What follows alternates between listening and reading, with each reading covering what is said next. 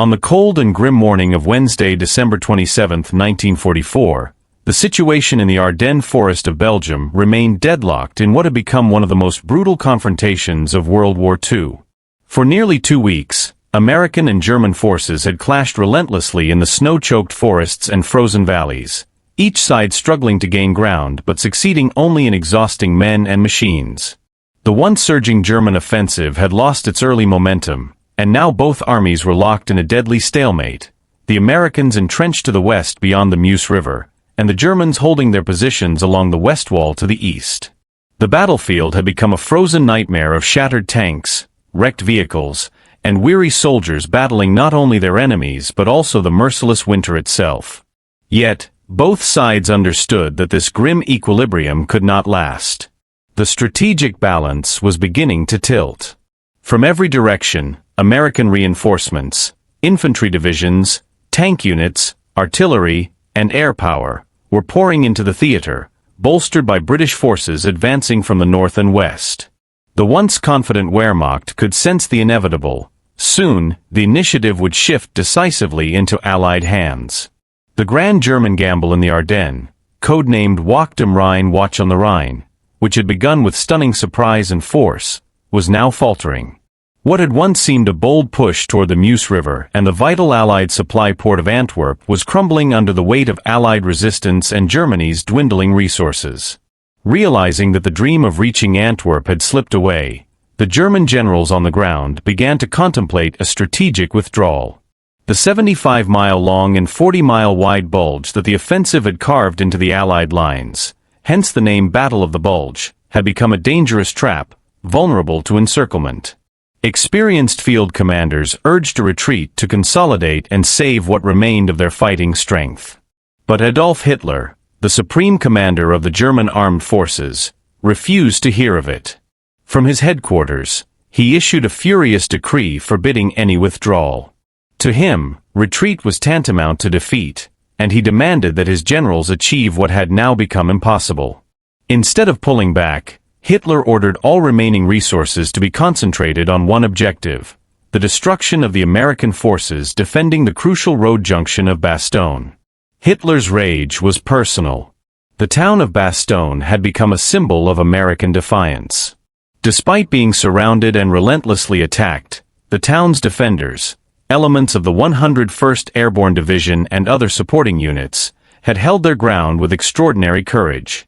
Even when the German siege seemed unbreakable, the defenders had refused to surrender, famously replying "nuts" to the German demand for capitulation. When General George S. Patton's Third Army broke through and relieved the siege on December 26, Hitler's fury boiled over. Convinced that the failure to capture Bastogne was the key reason his forces had been unable to reach the Meuse, he declared that the town must be cleared, a thinly veiled order for its total annihilation and the extermination of all Allied troops within it.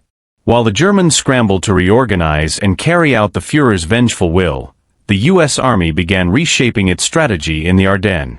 Up to this point, American forces had fought a desperate defensive campaign, absorbing the initial shock of the German assault and fighting to hold vital ground. But with the arrival of fresh reinforcements, new tanks, and overwhelming air power, American commanders were ready to go on the offensive. The shift began on December 27, when the High Command decided that it was time to turn the tide. Two of the most aggressive and visionary commanders in the Allied ranks, General George S. Patton Jr. of the U.S. Third Army and General Matthew B. Ridgway of the 17th Airborne Corps, urged their superior, General Omar Bradley, to strike back immediately. They argued for simultaneous attacks from the north and south shoulders of the Bulge, hoping to pinch off the German salient and trap the enemy forces inside. Patton, never one to hold back his opinions, pressed his case relentlessly, even after his proposals were initially dismissed. Once the siege of Bastogne was broken, he renewed his plea, this time directly to General Dwight D. Eisenhower, the supreme commander of Allied forces in Europe. Patton's plan was ambitious, but strategically sound. He proposed that his Third Army drive north and northeast from Luxembourg City into the protruding German position within the Ardennes. The advance would meet the U.S. First Army, which would simultaneously thrust southward from the Prüm area, just inside Germany. The two forces would converge, effectively cutting off the German salient at its easternmost base, trapping tens of thousands of enemy troops and ending the offensive once and for all. However, Patton's counterpart in the First Army, Lieutenant General Courtney Hodges, voiced serious reservations. He warned that the road networks in his operational zone were inadequate to support such a large and rapid advance. The frozen, narrow, and often bomb-cratered roads of the Ardennes could not sustain the weight of heavy armor, artillery, and supply convoys needed for the assault. General Omar Bradley, commanding the 12th Army Group, shared these concerns. He doubted not only the logistical feasibility of Patton's plan, but also the weather conditions. The harsh winter storms, fog, and snowdrifts that had plagued the Ardennes since the beginning of the battle severely limited mobility and grounded much of the Allied air support, an essential element of Patton's offensive strategy. Bradley also worried about the lack of reserves available to sustain prolonged offensive operations. The Allies had thrown nearly everything into stopping the German advance, and now their stretched supply lines and weary troops faced the prospect of a grueling counterattack through some of the most difficult terrain in Western Europe. Yet, despite the doubts and the hardships, the momentum of the war was clearly shifting. The Battle of the Bulge, though still raging, was already beginning to turn from Germany's last great gamble into the beginning of its downfall. Patton's proposal, the clash of strategies and struggle through the Ardennes. General George S. Patton's bold and daring proposal to cut off the Bulge at its base was met with immediate skepticism, not only from his American counterparts but also from the British command. His plan aimed to execute a decisive strike, a sweeping maneuver designed to trap and destroy the German forces that had driven deep into Allied lines during the Battle of the Bulge.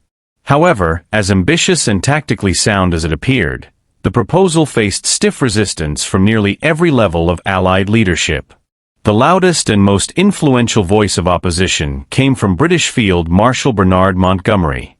By December 20, 1944, Montgomery had been given command over all Allied forces north of the Bulge, a decision made out of necessity, as communications between the U.S.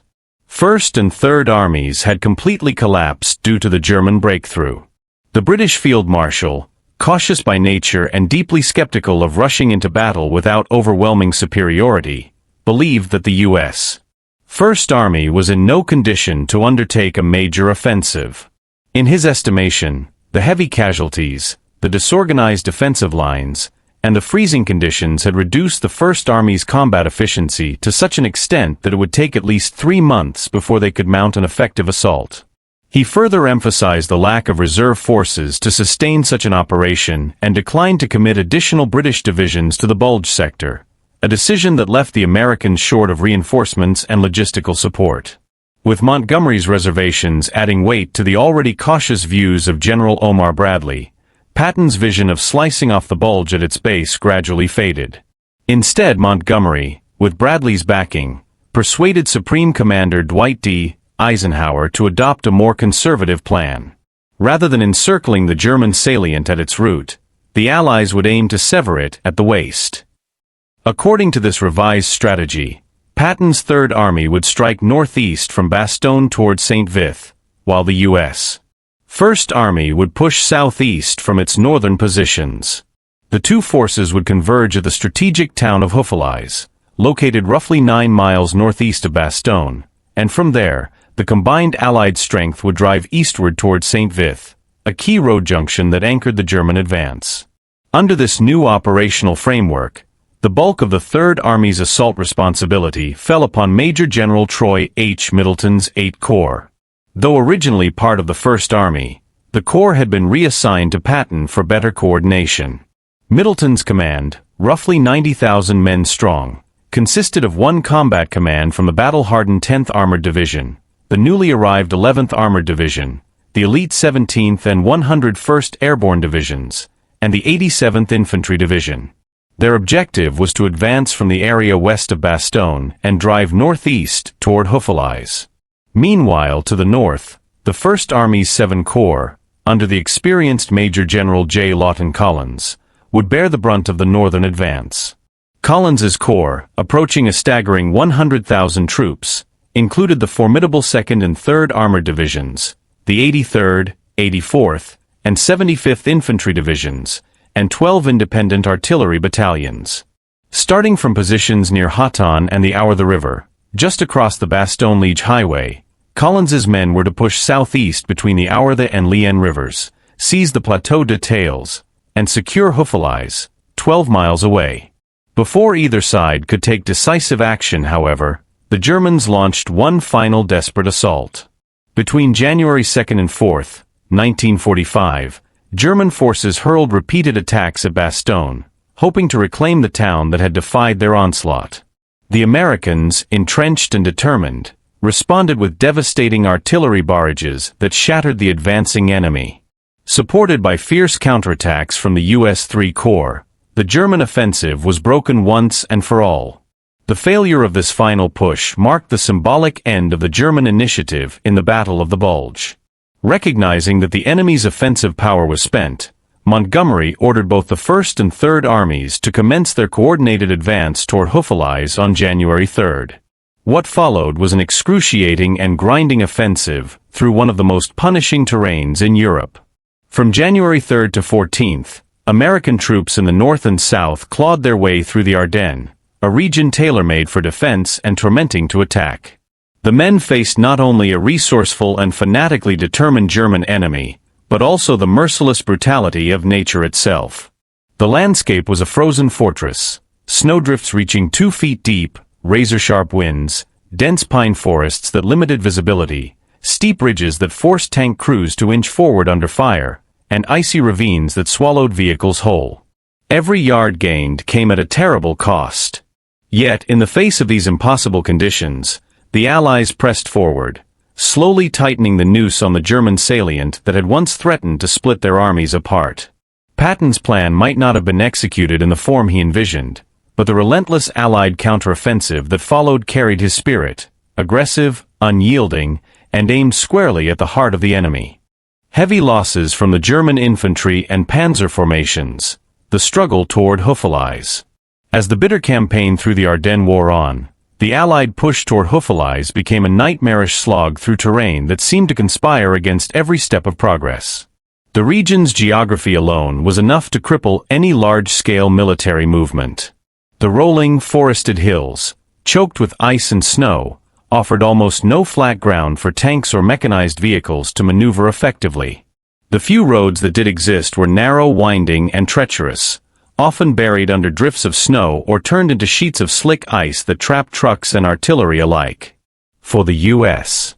First Army, operating in the northern sector, this problem was particularly dire. Only one major artery, the Liège-Houffalize, Bastogne Highway, led directly to their primary objective. Every other route was a patchwork of secondary roads, dirt tracks, and forest paths snaking through countless small villages and valleys. Each bridge, defile, and hairpin curve had to be taken under fire. Each stretch of road wrestled from German control in brutal close-quarter combat. The logistical difficulties compounded quickly. With the roads often impassable, armored columns could not move in concert with infantry units. Tanks and assault vehicles found themselves bogged down or funneled into kill zones, where German anti-tank guns and hidden mines turned them into flaming wrecks. In many areas, the infantry had no choice but to advance alone, inching forward through the dense woods under constant sniper fire, with little to no armored or artillery support. The situation in the skies offered no relief either. A dense, unyielding overcast cloaked the battlefield, grounding Allied fighter bombers and severely limiting artillery observation. The soldiers on the ground fought in near isolation, blind, cold, and exhausted, their world reduced to the sound of gunfire and the endless crunch of boots in the snow. Opposing the American advance toward Houffalize was a patchwork of battered German infantry and panzer formations, shadows of their once feared might. Weeks of relentless fighting in the frozen forests had decimated their ranks. Entire divisions had been reduced to mere fragments of their original strength. Many infantry divisions could muster no more than 1,500 to 2,500 men, while the armored formations averaged between 5,000 and 6,000 soldiers. Equipment losses were catastrophic. Mechanical failures, lack of fuel, and Allied air raids had destroyed much of their armor. A German panzer division that could field 30 operational tanks at any given moment considered itself fortunate. In the northern part of the Bulge, the elite Waffen-SS panzer divisions of the 6th Panzer Army, once the spearhead of Hitler's grand offensive, had been pulled out or shifted toward Bastogne by mid-January. Others were repositioned behind St. Vith to guard the vulnerable base of the German salient against the expected Allied counterthrust. What remained to face the advancing Americans from the north were depleted and exhausted units, notably the 560th Volksgrenadier Infantry Division and the 116th Panzer Division. These troops, though heavily weakened, fought with desperate tenacity, turning every village, every frozen field, and every bend in the road into a fortified stronghold. Meanwhile, deep within German headquarters, the mood had turned grim. General Otto von Manchufel, commander of the 5th Panzer Army, recognized the hopelessness of the situation. The salient, stretching far into enemy lines, was a trap waiting to close. If the Allies succeeded in linking their northern and southern offensives, tens of thousands of German troops could be encircled and destroyed. Desperate to preserve his forces, Manchufel pleaded with Hitler for permission to withdraw to a more defensible line anchored around Houffalize. His request was initially denied, the Führer's pride and refusal to admit defeat once again dictating strategy over reason. Only on January 8 did Hitler reluctantly authorize a limited pullback, allowing German units to abandon the very tip of the Bulge but still demanding that they hold the surrounding high ground. Even with this partial withdrawal, the fighting remained brutal and attritional. The American advances from both north and south moved at a painful snail-like pace. Snowstorms raged across the Ardennes, reducing visibility to a few feet. The Germans, though weakened, skillfully delayed the Allied advance with minefields, ambushes, and localized counterattacks led by small, mixed groups of infantry, tanks, and anti-tank guns. The frozen forest echoed with the sounds of distant artillery, shattering the eerie silence of the snow-covered landscape. Every day brought new casualties, new vehicles lost to mines or mechanical failure, and new villages reduced to smoldering ruins. Finally, on January 14th, after days of unrelenting pressure, Hitler was persuaded to authorize a full withdrawal from the western face of the Bulge. His troops would fall back to a defensive line stretching from a high ground east of Houffalize northward along the Somme River, and southward through the rugged country east of Bastogne. The once ambitious German offensive was now fully in retreat. By January 15th, the American grip on victory tightened. Patrols from the 101st Airborne Division, the same unit that had so valiantly defended Bastogne, entered the small village of Noville, just 5 miles south of Houffalize. Their arrival marked the beginning of the long-awaited junction between the U.S. 1st and 3rd Armies.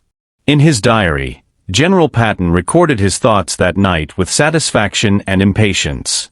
"When Houffalize is taken," he wrote on January 12, "we will have a junction between the 1st and 3rd Armies, which will put Bradley back in command of the 1st Army. This will be very advantageous, as Bradley is much less timid than Montgomery." Confidently, he predicted that both 7 and 8 Corps would be in Houffalize by the next day, noting, "There is not much in the way." Patton's optimism, though slightly premature, reflected the shifting tides of the campaign. The Germans were no longer attacking, they were surviving. The Bulge that had once threatened to tear the Allied front apart was collapsing inward, crushed under the relentless weight of American perseverance and the freezing, unrelenting winter of 1945. Major Michael Green asked to lead the operation, the race to Houffalize.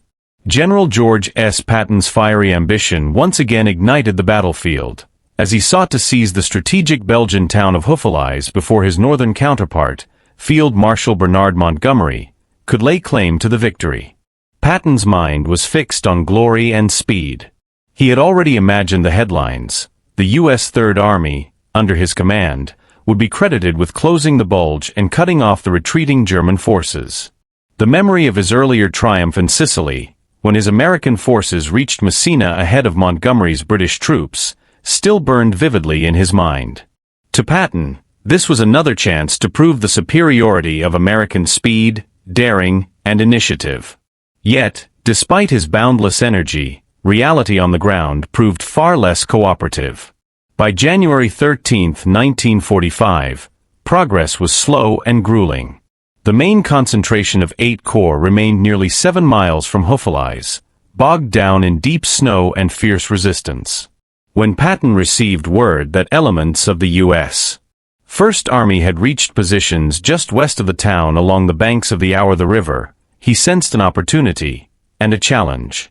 Determined not to let Montgomery's forces north of the Bulge claim the symbolic victory, Patton ordered a flying column of the Third Army to strike swiftly toward Houffalize and seize it first. This sudden thrust, he believed, would not only bring prestige to his command, but also deliver a personal and strategic victory over the British Field Marshal. To execute this bold maneuver, Patton turned to Brigadier General Charles S. Kilburn's 11th Armored Division, known as the Thunderbolt Division. Within this formation, the responsibility for the daring advance fell, almost by chance, to a young and capable officer, Major Michael J. L. Greene. Greene, a graduate of the U.S. Military Academy's class of 1941, was only 26 years old, but his record spoke volumes. Having served in both the 2nd and 7th Armored Divisions, he had quickly risen from platoon leader to squadron commander before attending the Command and General Staff College in 1943. His reputation for efficiency and courage had earned him the position of executive officer in the 41st Cavalry Reconnaissance Squadron of the 11th Armored Division, the very unit now entrusted with one of the war's most crucial assignments. On January 15, the 41st Cavalry, under the command of Lieutenant Colonel H. M. Foy, was attached to Combat Command A, CCA, of the 11th Armored Division. At 11 a.m., the unit was positioned along the northern edge of the Les Assins Woods, near the Belgian village of Monneville. The squadron, composed of troops A, C, D, and E, along with the 16 M5 Stuart light tanks of Company F, was ordered to hand over its current sector to the 17th Airborne Division and move northeast toward Bastogne. Their mission was to guard the left flank of CCA's eastward advance along a route marked by a string of small villages, Pied Dumont Woods, Camone, Rastad, and Velarix. By mid-afternoon, Greene and the majority of his unit reached Bastogne, a quiet battle-scarred town half buried under snow. There he discovered that Colonel Foy had already moved forward with Troop C, leaving Greene in command of the remaining elements of the squadron.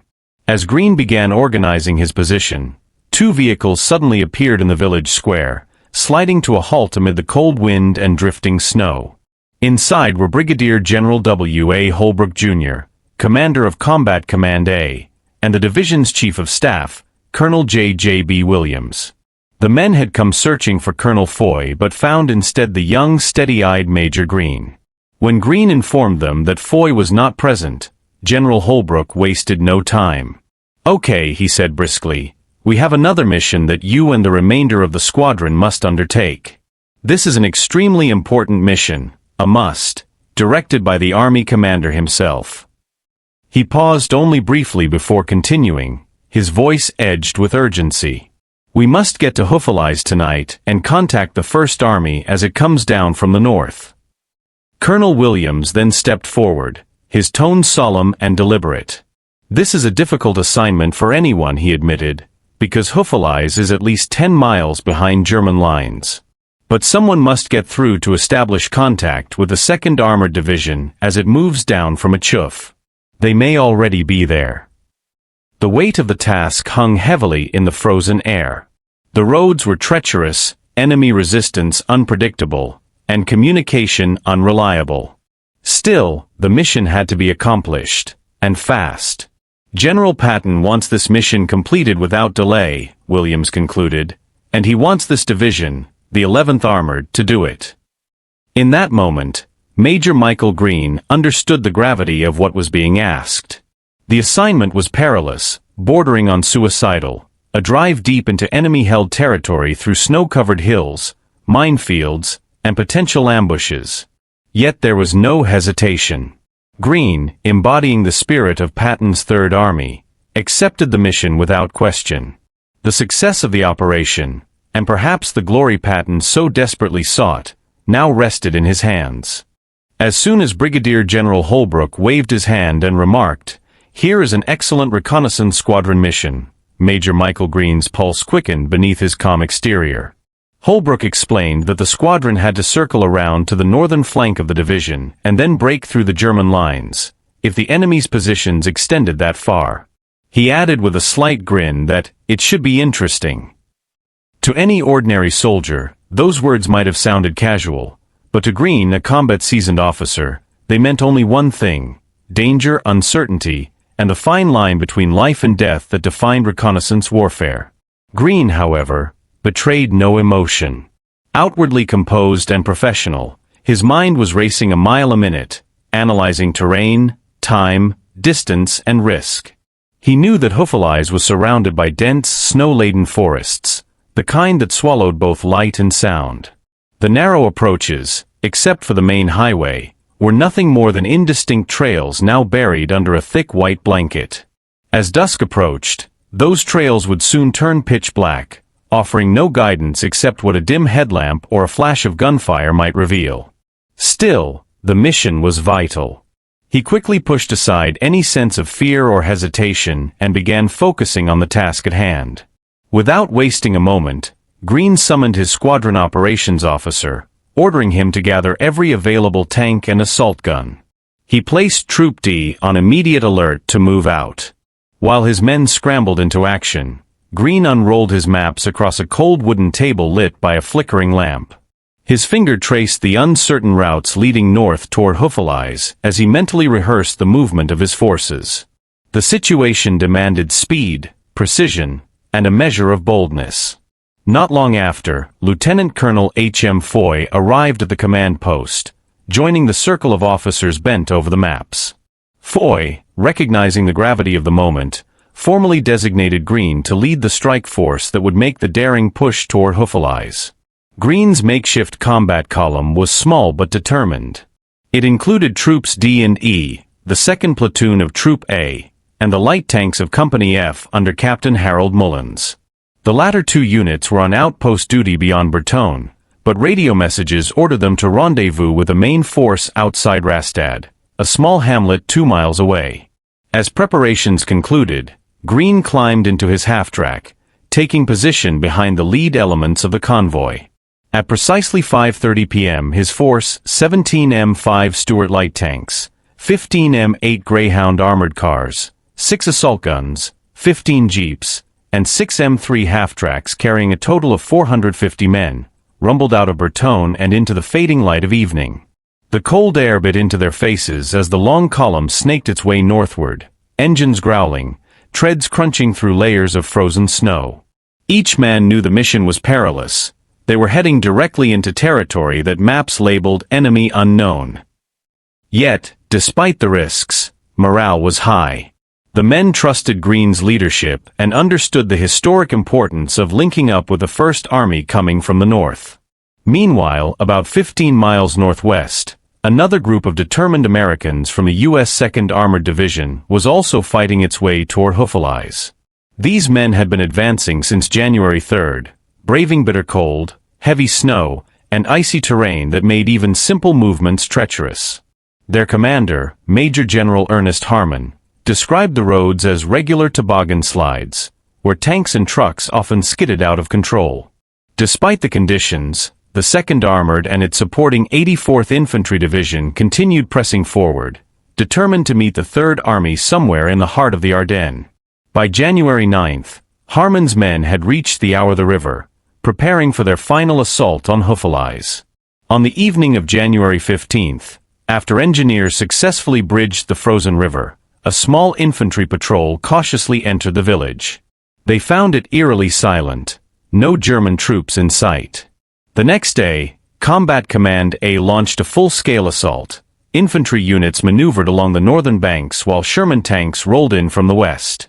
The attack met scattered resistance from Panzer Grenadiers of the 116th Panzer Division, who, though battered and retreating, were not ready to surrender without a fight. Thus, as Green's small task force advanced through the dark snowbound woods from the south, and Harmon's armored troops closed in from the north, two great American armies converged on Houffalize. It was the final act in sealing off the German salient, a race against darkness, weather, and the remnants of Hitler's last great offensive. As the freezing January night deepened over the Belgian countryside, Major Michael Green's armored column pushed forward through the snow-laden roads, every mile bringing fresh challenges. On January 15th, his men were advancing south toward their objective, Houffalize, when disaster struck just 2 miles outside Rastatt. The lead half-track carrying Green hit a concealed German mine, sending a violent explosion into the air. Metal fragments tore through the cold night, but by sheer luck, no one was injured. The vehicle was wrecked, its wheels twisted and useless. Unshaken, Green immediately ordered his men to scout for a detour. Within minutes, he had transferred to an armored car and resumed the advance, refusing to let the mishap slow his momentum. It was just after 7 p.m. when his small force entered Rastatt, a village now flickering with orange light from burning buildings. There, he met up with the long-awaited platoon from Troop A and Captain Mullins's company of light tanks. Their arrival should have lifted his spirits, but what greeted him in the streets of Rastatt filled him instead with deep concern. Before Green's arrival, elements of Combat Command A had been pushed back from nearby Vellerix by a fierce German counterattack. Though the Germans had since fallen back toward Houffalize, their sudden assault had thrown the Americans into chaos. Now, Rastatt was a scene of confusion and disarray. Disorganized, unnerved, and leaderless soldiers, remnants of the earlier battle, wandered aimlessly through the snow-covered streets. Some huddled in doorways seeking warmth from the flames, while others shouted contradictory orders or stared blankly into the firelight. Vehicles stood abandoned at odd angles, their engines still idling, and the smell of burnt wood and diesel hung heavy in the air. Green, a disciplined officer with a clear sense of mission, could hardly tolerate such disorder. But he knew this was no time to restore morale. His objective still lay miles ahead through enemy territory. Yet the Major's situation was grim. Darkness was falling fast, and the temperature was plummeting. Green had only sketchy maps, little knowledge of the terrain, and no idea where the enemy's main forces were concentrated. Houffalize lay to the north, hidden behind ridges and forests covered in nearly 2 feet of snow. After studying the maps with his officers, Green determined that their only possible route was a narrow single-lane dirt road running north to the small village of Bonnaroo. From there, the path continued over a snow-choked trail that crossed a tributary of the Our River, a deep, winding valley west of Houffalize. It was a daunting task even in daylight, let alone in the pitch-black winter night. Still, Green's resolve was unshakable. Time was precious, and Patton's orders were clear: reach Houffalize and link up with the First Army at all costs. Without hesitation, Green reorganized his men for the night advance. He formed a main column with a reconnaissance detachment in the lead. Their job was twofold: serve as the point formation and search for alternate routes should the main road become impassable or come under fire. Green's orders were strict: avoid contact with German forces unless absolutely necessary. Stealth, not combat, was their best hope of reaching the objective intact. At around 11 p.m., the rumble of engines broke the village's uneasy quiet as the column began to move. Headlights were dimmed, and only the faint glow of exhausts marked their path as the long line of armored vehicles crept out of Rastatt and into the frozen wilderness. As they moved through the dark, Green mentally reviewed his plan for once they reached Houffalize. His first priority would be to deploy his men around the town to contain any remaining German resistance. Next, he intended to seize the high ground south of the village, ensuring communication and coordination with Combat Command A. Finally, he would send patrols across the Our River to establish contact with Major General Harmon's 2nd Armored Division, believed to be closing in from the north. Every move had to be perfectly timed. One mistake could spell disaster for his small force, now isolated deep behind enemy lines. Initially, Green had hoped to bypass Bonnaroo entirely by cutting across the open fields to the south and east. But as his lead scout soon reported, the terrain was far too rugged and the snow too deep for vehicles to pass. There was no choice but to push directly through the village. Using careful leapfrog tactics, one element covered the advance while the next moved forward, and in this methodical fashion, the entire column passed through Bonnaroo without drawing enemy fire. Unbeknownst to Greene, however, a small group of German infantry, stragglers from a shattered company, was hiding in the town.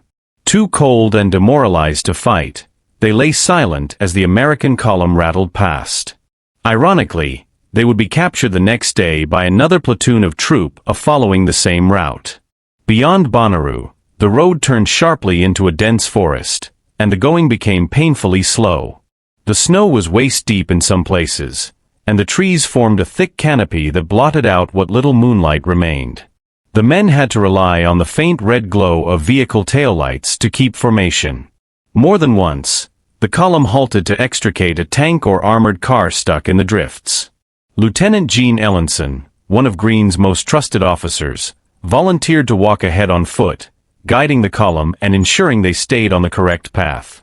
Step by step, they advanced through the frigid night, tired, tense, but determined. Years later, Greene would vividly recall that long, grueling march through the dark. "We proceeded slowly, nervously, and anxiously," he wrote, "through the long dark night, hoping that the next minute would bring daylight, and the objective." Each man shared that same silent wish. Surrounded by darkness, unsure of what lay ahead, they pressed forward through the frozen forest, unaware that their courage and endurance that night would help seal the fate of the Battle of the Bulge. By 3 a.m., after hours of inching their way through treacherous snow and darkness, Major Michael Greene's weary column finally reached the Rau de Suat stream, just 2 miles west of their long-sought destination Houffalize. The men were relieved to find that the small bridge spanning the icy watercourse was miraculously still intact. For the first time that night, a murmur of optimism passed through the ranks. No one would have to wade through the freezing water to cross. The vehicles crept across cautiously, their engines rumbling softly in the cold air. But beyond the stream, another obstacle awaited them. The narrow trail leading up from the bridge climbed a moderately steep slope, and the entire incline was coated with a thick sheet of ice. It glistened under the faint pre-dawn light like polished glass. One by one, the wheels of the armored cars and jeeps began spinning uselessly, unable to gain traction on the frozen incline. What followed was a grueling 2.5-hour struggle. The tanks, using steel cables and sheer mechanical force, hauled each vehicle up the hill one at a time. Men slipped and cursed as they tried to push or guide the wheels, their breath freezing in the air, their hands numb even through gloves. It was backbreaking, nerve-wracking work, but by 5:30 a.m. on January 16th, the squadron had finally crested the height. The men, exhausted but exhilarated, reformed their column of march. Ahead of them lay the narrow track leading out of the Bois du Couturier forest and descending into the Aure River valley. As dawn's first light began to pale the horizon, the mist lifted just enough for them to see their goal at last, Houffalize, barely 600 yards away. The sight of the small battered town brought a surge of adrenaline to every man in the column. After a night of endless trudging and uncertainty, the objective was finally in view. Major Greene quickly began preparing his men for a final dash into the town. But before he could issue the order, disaster struck. The lead armored car of the 2nd Platoon, Troop A, suddenly lurched forward and dropped nose first into a hidden tank trap dug squarely across the road. The trap, expertly camouflaged under snow and debris, had been placed there by retreating German engineers. The vehicle's front end collapsed into the pit, its rear wheels spinning helplessly in the air. The road was narrow, barely wide enough for one vehicle, and with the trapped armored car now blocking it completely, the rest of the column came to an abrupt halt. Engines idled in frustration, exhaust fumes clouding the frigid morning air as Greene's men scrambled to assess the situation. Greene felt his temper rise. They were within sight of Houffalize, so close that victory seemed within arm's reach. And now, a single hidden trap had stopped his entire force. Determined to find a way forward, he and his trusted officer, Lieutenant Gene Ellenson, dismounted from their vehicles and began walking toward the edge of the town to scout the situation for themselves. The snow crunched softly under their boots as they made their way through the cold silence. The village lay eerily quiet in the early morning stillness. Smoke from smoldering ruins drifted faintly over the rooftops. As the two officers turned back to rejoin their stalled column, Ellenson suddenly caught sight of movement on a nearby ridge. Two figures appeared in a foxhole atop the rise to their left. Believing them to be American soldiers, perhaps scouts from the 2nd Armored Division already pushing down from the north, Ellenson called out several times to get their attention. But the men in the foxhole did not respond.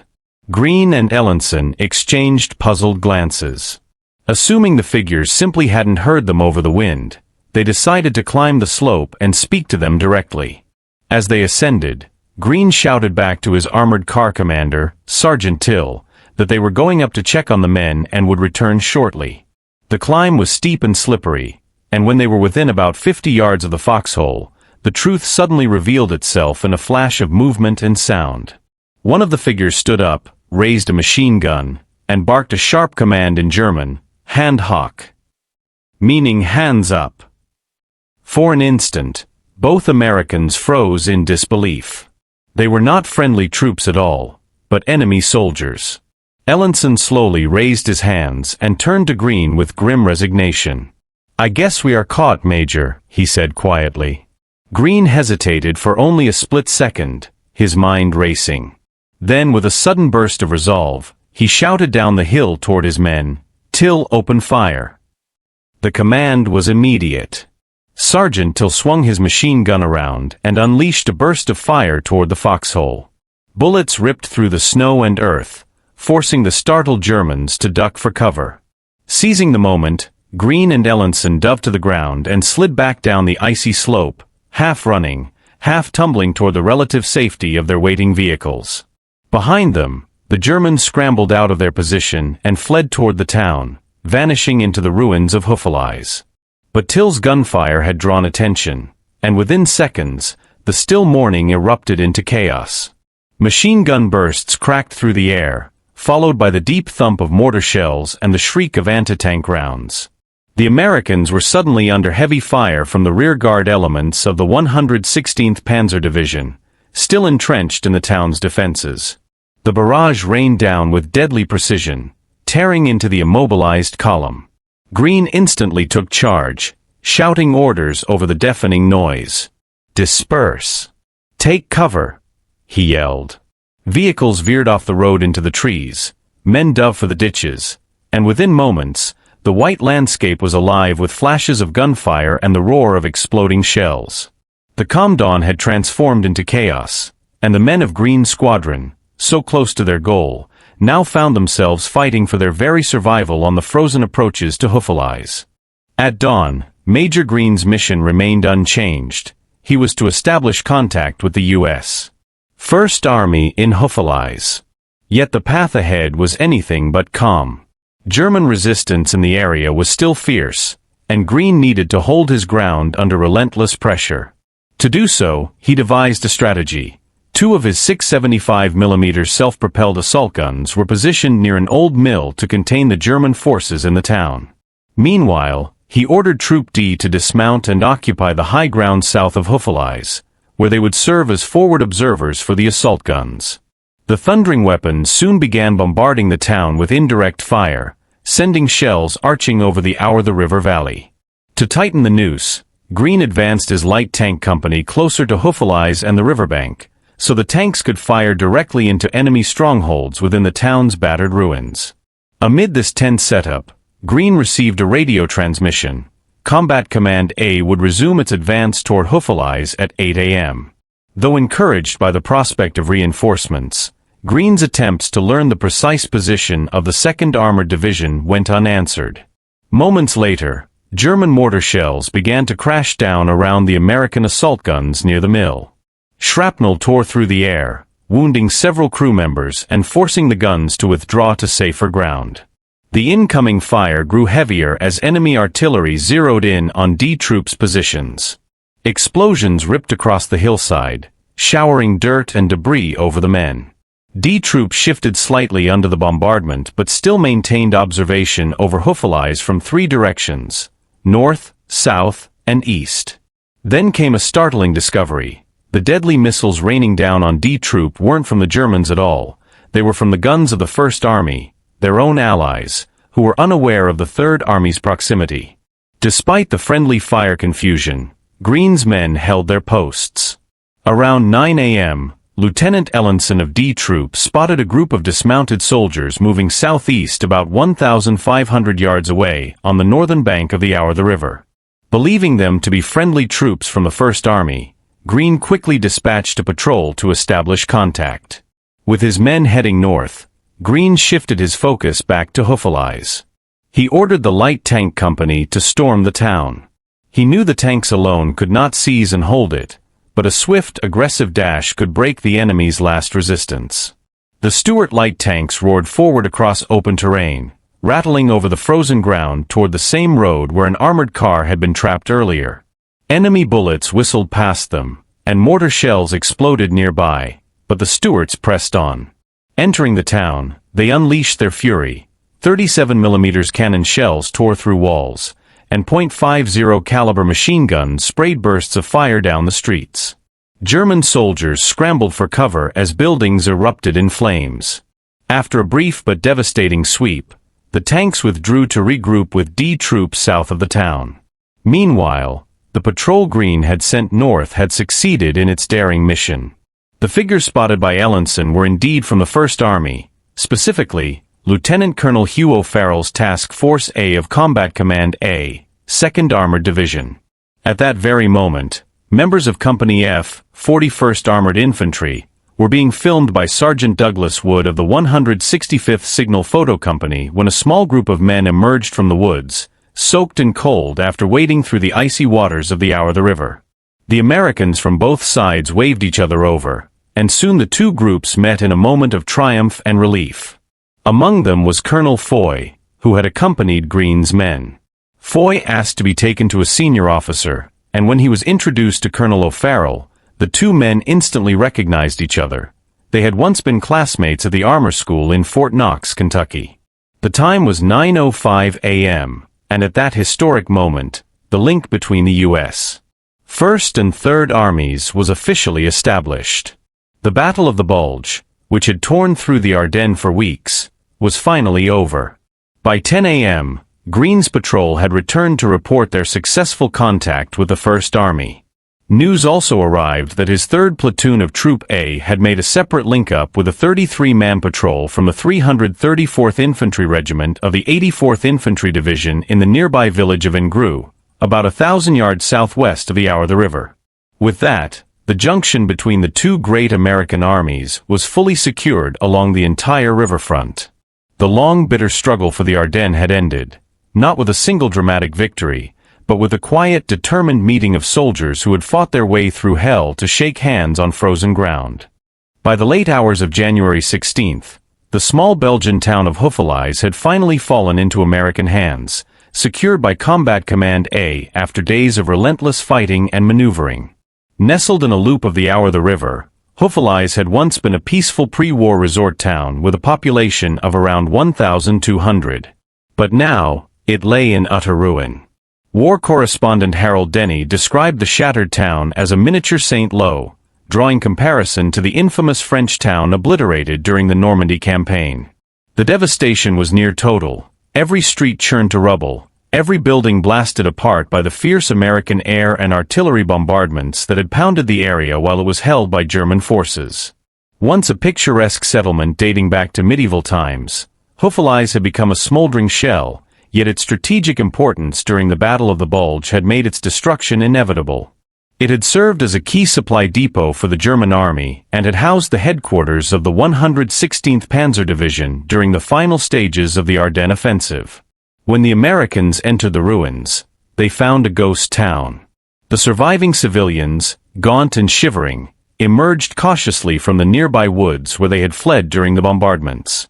They told grim stories of over 200 civilians killed and more than 300 wounded in the preceding week alone. Not a single structure had been spared. Homes, shops, churches, and bridges, all had been reduced to rubble by the combined fury of bombs and shells. What had once been a thriving resort was now a graveyard of stone and twisted steel.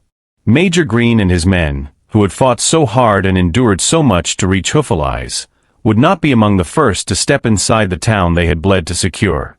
Their mission, 2 days of punishing advance through frozen terrain, constant shellfire, and deadly ambushes, ended just shy of its objective.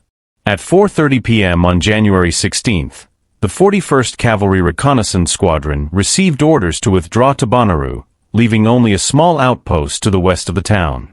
Just 1 hour before their movement, the last remnants of the 116th Panzer Division had slipped out of Houffalize, retreating eastward. The final resistance was chaotic, a desperate rearguard action involving a Tiger tank stationed on the northern approach road and a Mark IV tank positioned in the town's shattered center near a roofless gray stone church. Both armored beasts fired a few final defiant shots before lumbering eastward to escape encirclement. To General George S. Patton, the fall of Houffalize marked a symbolic turning point. "The fall of Houffalize terminates the German offensive," he declared triumphantly. "Now we will drive them back." His words captured the elation of victory but masked a bitter truth, one that he confided neither to his men nor to his diary. The collapse of the Bulge, while tactically significant, had failed to achieve its most critical strategic aim, cutting off the German retreat to the east. Thousands of enemy troops managed to slip away across the forests and hills before the American pincers closed completely. In total, only about 20,000 German soldiers were captured, far fewer than what Allied commanders had hoped. Patton, ever the tactician, later reflected on the missed opportunity with one of his characteristic metaphors. "If you want to remove a monkey hanging from a tree by its tail," he wrote, "you don't punch the monkey in the face, you cut off its tail." The drive on Houffalize, he argued, had been precisely that, a punch in the face. It was bold, dramatic, and satisfying in the moment, but strategically flawed. The maneuver failed to sever the German escape route, the proverbial tail, allowing much of the enemy force to survive and regroup. Still, despite this imperfection, the fall of Houffalize stood as the moment when the tide of the Ardennes battle finally turned for good. The German offensive, the last great gamble of Hitler's armies in the West, was broken. From that day forward, the Wehrmacht would never again seize the initiative on the Western Front.